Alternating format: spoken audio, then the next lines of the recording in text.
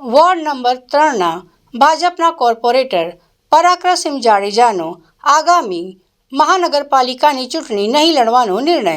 Ward number 3ના ભાજપના corporator Parakramsinh જાડેજાનો આગામી મહાનગરપાલિકાની ચૂંટણી નહીં લડવાનો નિર્ણય. કહ્યું, બાપુ પોતાના નિર્ણયને લઈને અડગ છે. 3 વખત વડોદરા મહાનગરપાલિકાની ચૂંટણી લડી ચૂક્યા છે. 2 વખત જીત પણ મેળવી છે.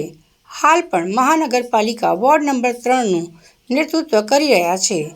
તાજેતરમાં ભાજપા પ્રદેશ કારોબારીમાં આમંત્રિત સભ્ય તરીકે નિમણૂક થઈ છે.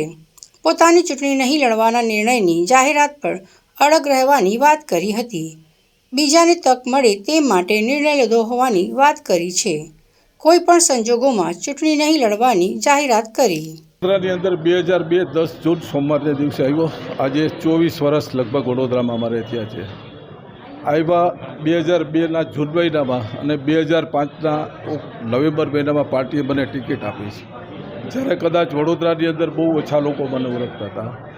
આ જ પાર્ટીએ વડોદરામાં મારી ઓળખાણ આપી છે અને આ ઓળખાણથી વડોદરાની અંદર મારે જેટલું શક્ય બનેલું 24 વર્ષમાં પાર્ટીનું કામ કર્યું છે, લોકોનું કામ કર્યું છે અને ગર્વ સાથે કામ કર્યું છે.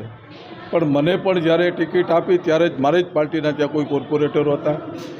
મને પાર્ટીએ ટિકિટ આપી એટલે એ લોકોએ હસતા મોઢે સ્વીકારી અને મારી જીતમાં જ્યારે મને વડોદરામાં કોઈ નહોતું ઓળખતું ત્યારે મારી પાર્ટીના કાર્યકરો થકી મને જીત મળી હતી. આજે 20 વર્ષ થયા. તે પછી મેં પણ ઘણીવાર જોયું છે કે નીચેના કાર્યકરોને પણ ઈચ્છા હોય છે કે ભાઈ અમારું શું. તો આ જીવન કોઈ લખાવીને આવ્યા નથી અને અમે તો રાજપૂતના દીકરા છીએ મિત્રો, હંમેશા ત્યાગ કરવાવાળા છીએ.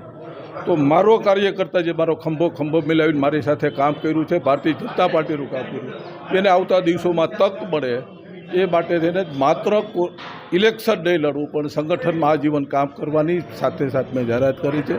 જીવીશ ત્યાં સુધી ભારતીય જનતા પાર્ટીના કાર્યકર તરીકે કામ કરીશ અને પાર્ટી જે કોઈ મારી જગ્યાએ કોર્પોરેટર તરીકે જે કોઈ નવા વ્યક્તિને નિયુક્ત આવતા દિવસોમાં ચૂંટણીમાં કરશે ત્યારે સર્વપ્રથમ મારી જવાબદારી બની અને વિજેતા બનાવીને પહોંચાડવાની પણ હું જવાબદારી નિભાવીશ.